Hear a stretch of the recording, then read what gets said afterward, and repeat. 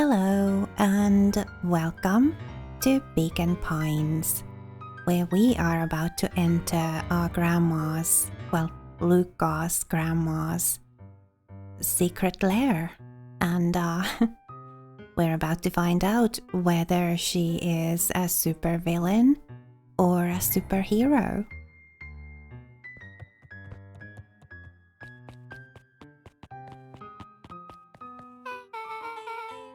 Okay, so more of an unhinged conspiracist vibe? Oh, wow. Yeah, this cannot be good. We need to look around before jumping to conclusions.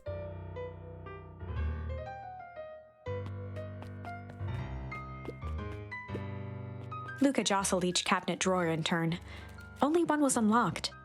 He fingered through the filing cabinet, pausing at a bulging folder labeled Walter. For a long moment, he just stared at it.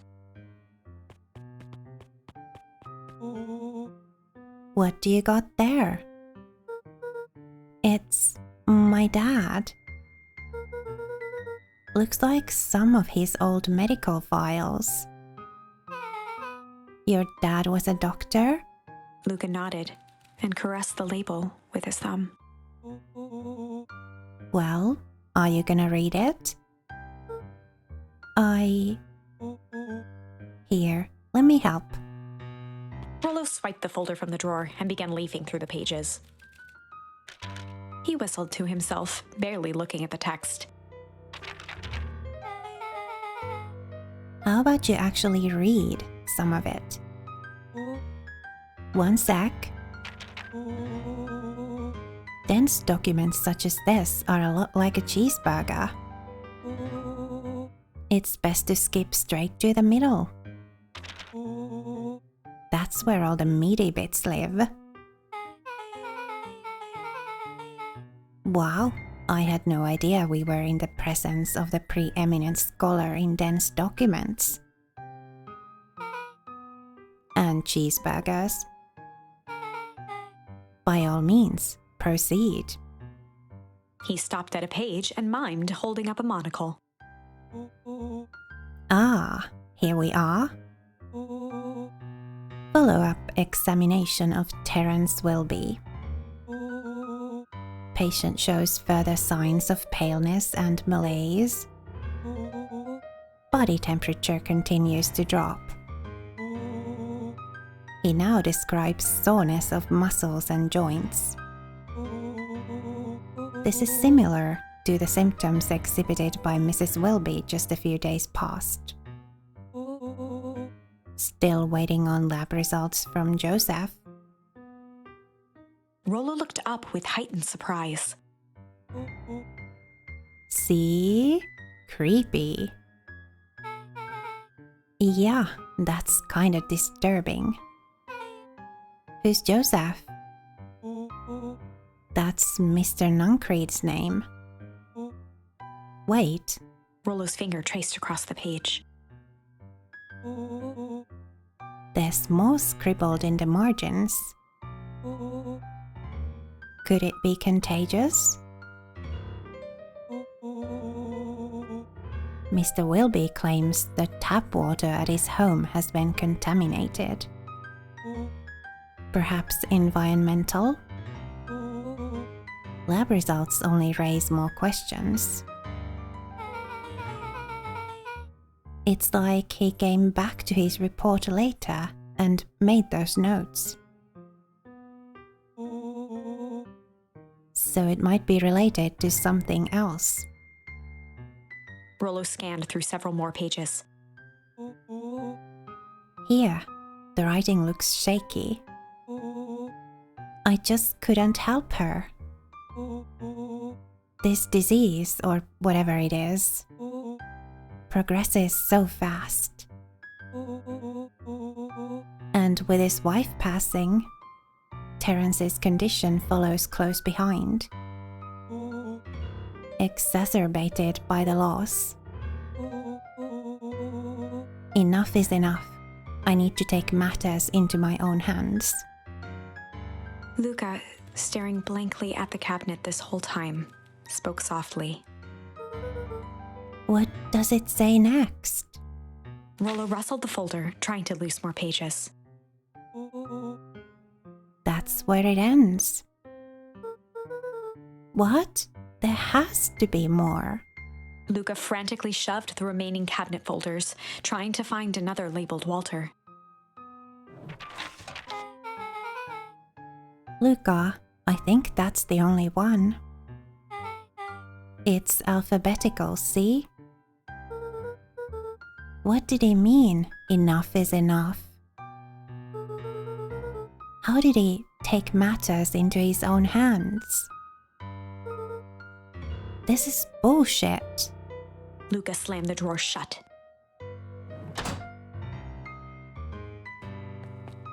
A spider web of string connected photos of people from the town, interspersed with hastily scrawled notes. Well, she sure has kept herself busy. Is your Gran a serial killer? 'Cause I'm starting to get a vibe. Don't be ridiculous. Sure, she's just tracking the movements of everyone in town. Out of the kindness of her heart. She put little symbols by some of them. Yeah, Mr. Nuncreed has a check mark. The clipboards are all inside a big circle. My mom saw both on here.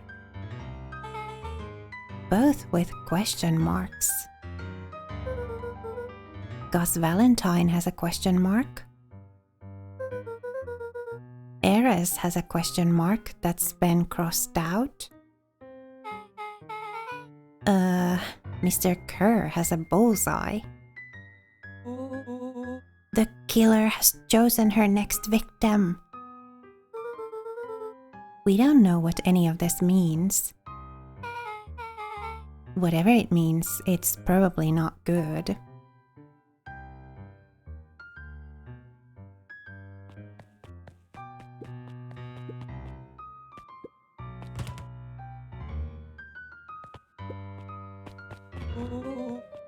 What do we have here?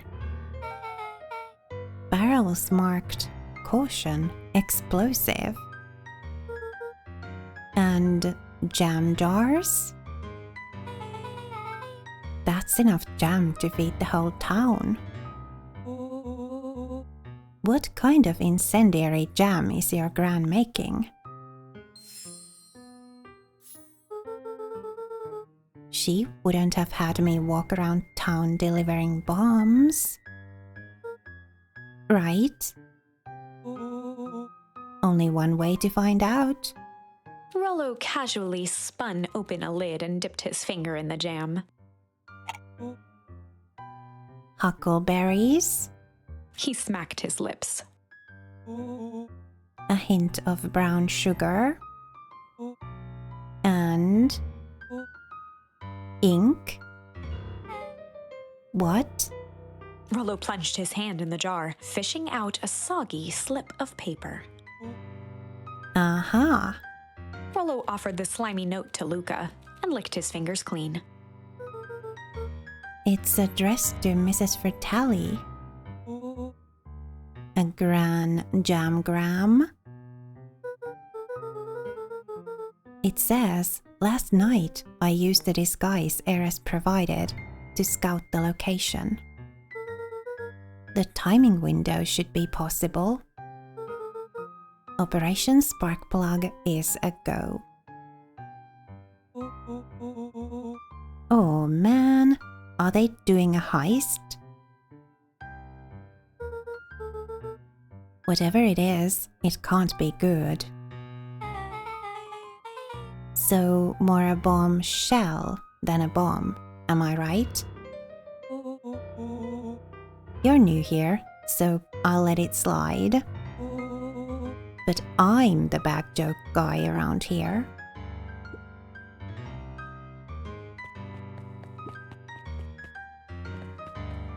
They crowded around a worn-down old map of Beacon Pines. Cool. This looks like a treasure map. Not every old map is a treasure map, Rollo. Yeah, but every treasure map is an old map. Can't fault that logic. Look, there's even a pathway drawn on it. It starts at the entrance to town. And if we follow it... Rollo carefully traced the path with his finger. It leads right to... He jabbed down at the end point. Town Square. That's the fountain in the middle of town. What a weird place to hide treasure. Rollo, that doesn't look like treasure to me. The end of the path on that map has the same symbol as those explosives over there.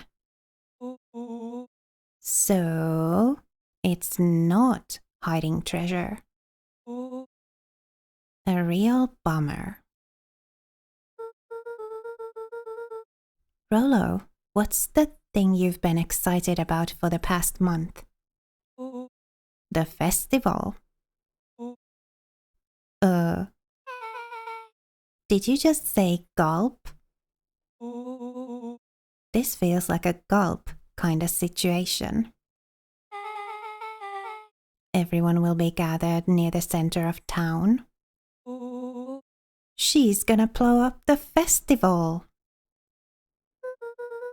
Not if we stop her.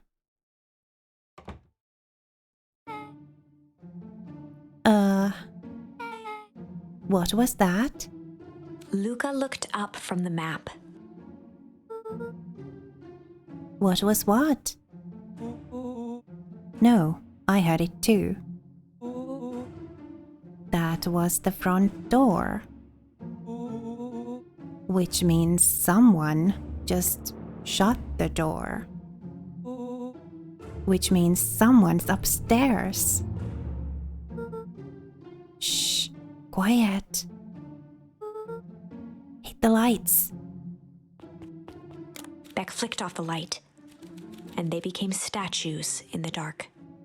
Overhead, creaking floorboards bent under slow, deliberate steps. The kids looked up, the tilt of their necks following each footfall.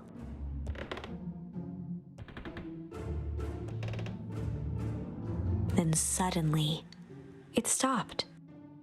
Without realizing, they'd been holding their breath. All three exhaled shakily and glanced at each other. A muffled male voice broke the silence. Hello? A final few footsteps reached the entrance above them, and the voice now echoed down the stairs. Anyone down there? The three kids shuffled to the corners without a peep. As he began to descend the stairs, the man's voice punctuated every new step.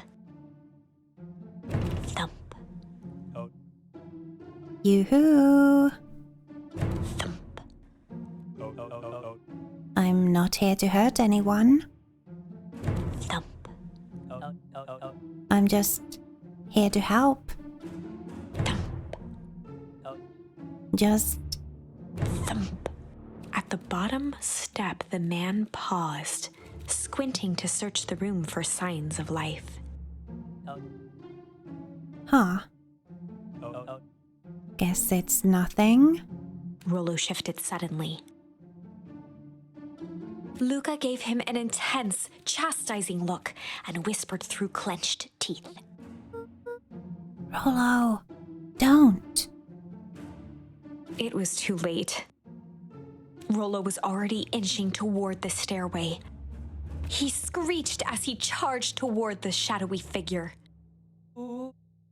Flaming chicken coop! With all his weight, Rollo tackled the man to the ground. Rollo? Mysterious creepy man? Anyone there? From the dark corner, they saw something move. Well, I didn't know I had that in me. But there was only one way to find out. Holy crap, Rollo! That was awesome! Wait, did you just kill that person? Luca scrambled to the hunched figure on the ground. Pressing his fingers to the man's neck, he sighed with relief. You sure clobbered him good, Rollo. He's knocked out cold. As Beck flicked back on the light, Luca and Rollo both gasped in stereo. Mr. Tolliver! Chapter 7. The Interrogation of Hiram Tolliver. Still unconscious, Mr. Tolliver slumped heavily in a shoddy old chair. His hands were bound with rope, his feet tied with some loose string. The kids huddled in a circle, discussing their plan. One thing was certain, they couldn't just let Mr. Tolliver go. They needed to know what he was doing in Luca's house. After some deliberation, it was decided.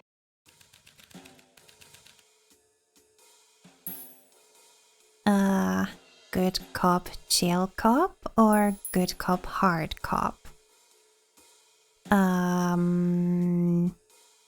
Good cop, hard cop? They'd run the classic good cop, hard cop interrogation. Rollo brandished a steely gaze. I've got this. Read about it 100 times. Rollo swaggered past the chair which propped up the slumping Hiram Tolliver. Without even looking at his captive, he began with a long, blustery drawl. Well, well, well, Mr. Tolliver? Mr. Tolliver remained motionless. Rollo spun around to face him. He'd clearly expected to rouse Mr. Tolliver with his booming voice. Mr. Tolliver? Beck and Luca gave each other an unsure glance. Rollo slammed his fist on the table. I said, Mr. Tolliver. He grabbed the table lamp and beamed it onto the unconscious face. Mr. Tolliver groaned and slowly lifted his head. He recoiled with a muddled, weary squint. What in the world? The chair wobbled as he attempted to straighten up. Who's there? Mr. Tolliver could only make out rough shapes through the glaring light. With a gruff tone, Rollo hoped to both conceal his voice and intimidate. I'll be asking the questions here, punk. Now hold on, let's just calm down. Oh, I am calm. Calm as a carrot in dirt. As for you, looks like you're sweating. The doubtful expression on Beck and Luca's faces transformed into awe. We can do this my way, or... Well, let's just say I've never needed another way. Rollo, hitting his stride, was now channeling every detective trope his memory could recall. He slammed the table again. Now dance. What? I don't even... Mr. Tolliver's voice became desperate. He was nearly in tears. You've tied me down. How on earth could I dance? Dance with your mouth, punk. Spill the beans. What are you doing poking around this house? I'm here to help Juniper. To make sure everything's ready. Oh, so you're in cahoots with Gran. Gran? Mr. Tolliver was in a daze, now more confused than ever. Gonna help her blow up the festival, eh? Blow up the festival? Good Lord. He shook his head, feeling more and more dizzy. No, you've got it all wrong. Where is she now? She's headed to the source. Source? What's the source? It's where... His voice faded to a whisper. The town began. Where it all began. What is Operation Sparkplug? With that, Mr. Tolliver passed out cold. Rollo swung around with a repentant grimace. Damn, Rollo. I think you went a little too hard on him. What did he say about the source? It's where the town began. We need more information. Yeah, but we'd better not push Mr. Tolliver any further. Is there anyone else who might know more? What about the History Museum? It just got set up for the festival. Nah, that tent was put up by the Valentines. Everything they do is just a bunch of fluff to glorify themselves. Is there anything more reliable? The library. If there's any information about this source thing, Kato can help us find it. Let's go get some answers.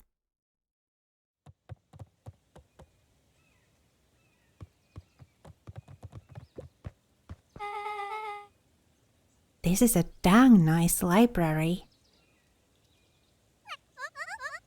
Thanks. We work hard on it. Aren't you a little too adorable to be a librarian? Oh, Gato hung out here so much, eventually they gave him a set of keys.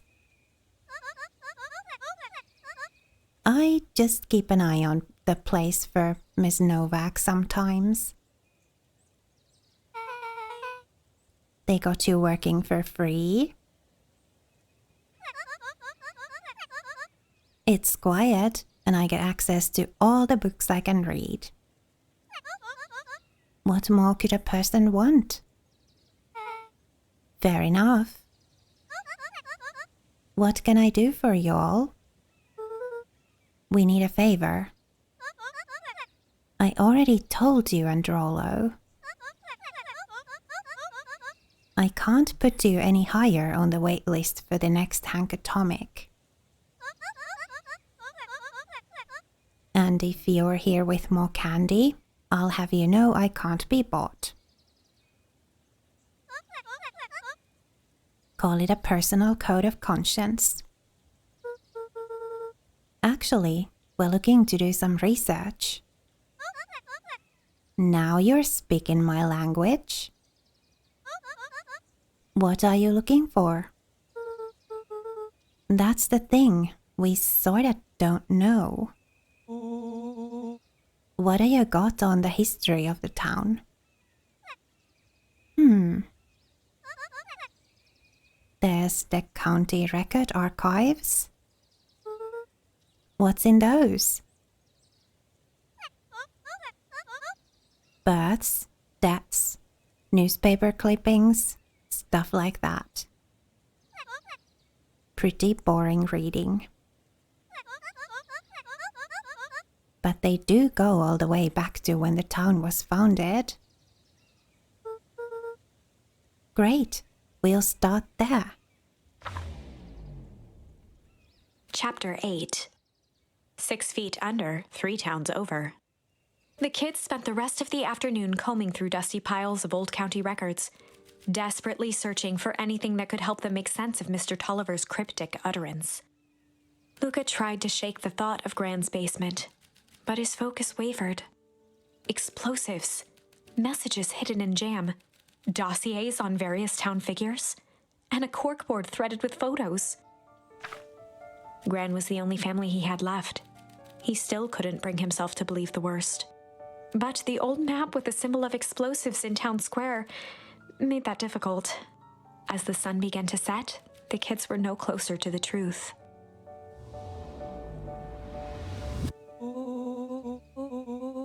If I have to read any more records, my eyeballs are gonna pop. We have to keep digging. If I dig another word, I'm gonna end up in one of these asinine death records. Rollo Cotter lived a full and wonderful life. Till he read so much boring crud that his brain oozed out of his ears. Rollo shut his book with an assertive nod. If you've got a better idea, spit it out. You sound like my sister. Keep pushing your luck, pal. And it won't be boring county records that kill you. I'll put you in the obituaries myself. Rollo muttered under his breath. You're a county record. Really? That's the best you've got? When I'm done with you, you'll be the footnote in history. Just like... Beck slammed her finger down on the open page before glancing down to read. J. Hartford here. I'd love to see you try. Hey. We're all a little tired here. Let's just take a minute and... Something tickled the back of Luca's mind. Wait, what was that name back? In the obit, J. Hartford. From the Brookville Tribune 8 years ago. That can't be right. What is it? J. Hartford. That's my Gran's name, Juniper Hartford. Maybe there were 2 J. Hartfords? Mrs. Hartford is survived by her young daughter E. Hartford. My mom's name is Eleanor. Okay, this is getting creepy. If your Gran is 6 feet under, 3 towns over, then who am I living with? The question hung in the air.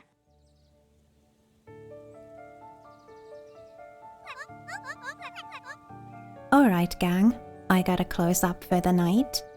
Beck rubbed her eyes. How late is it? Almost 10? Oh crap, Pa's gonna kill me. I gotta go. Yeah, my parents will be worried sick. Okay, let's meet up as early as we can at the festival tomorrow. What are you gonna do about the unconscious man in your basement? I'll think of something.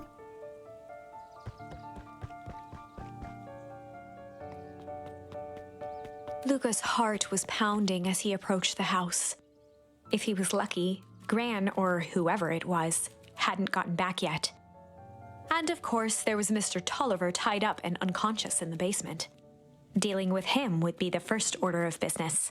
Luca shook out his arms to calm his nerves before entering.